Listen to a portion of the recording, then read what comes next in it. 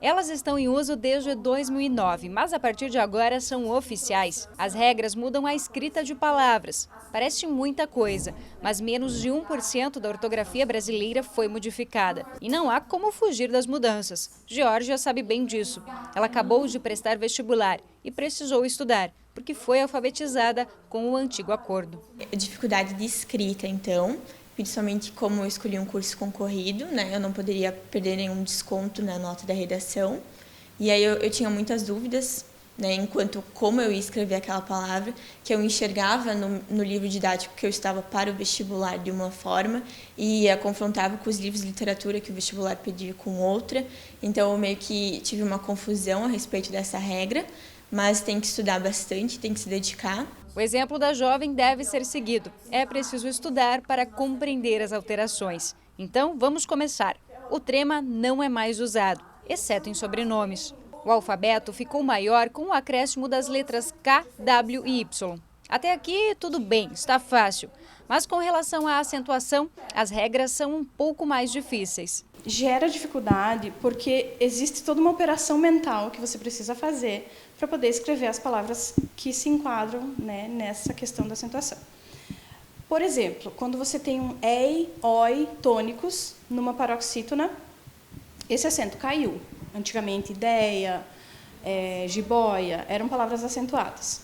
Mas foi modificado apenas na paroxítona, ou seja, é uma palavra que tem esse ei, oi, tônicos, e após essa sílaba tônica, você tem mais uma sílaba. Tudo isso você precisa mentalizar até você chegar ao veredito. Tira o acento dessa palavra. O que aconteceu no início é que as pessoas começaram a generalizar e tirar o acento da oxítona, como pastéis, lençóis, porque também tem ei, oi, são tônicos, mas não se enquadram em paroxítona e sim em oxítona. E essa é a parte do professor em instruir o aluno, né? O hífen deixou de ser usado em alguns casos. A utilização do hífen ficou mais simples porque você aprende um conjunto de regras e aplica essas regras, então, às palavras que você vai formar a partir de prefixos e palavras como substantivos ou verbos, né? A questão é que nessa família de regras aqui restaram algumas exceções que não ficaram muito lógicas. Como um exemplo, a palavra cor-de-rosa, né? Ela continua hifenizada, apesar das demais palavras que se adequam a essa família de palavras, como, por exemplo, cor de vinho, ou cor de capim, ou mesmo mão de obra, que são substantivos que têm um elemento de ligação, que é uma preposição. Para essas palavras, o hífen caiu, a não ser para a palavra cor-de-rosa. E essa é a questão, o aluno pergunta para você por quê. E aí você diz, é uma exceção, né? É uma dificuldade gerada. O estudante que está em fase de alfabetização já vai aprender a língua portuguesa de acordo com as novas regras. Agora, quem já passou pelas séries primárias, só resta reaprender.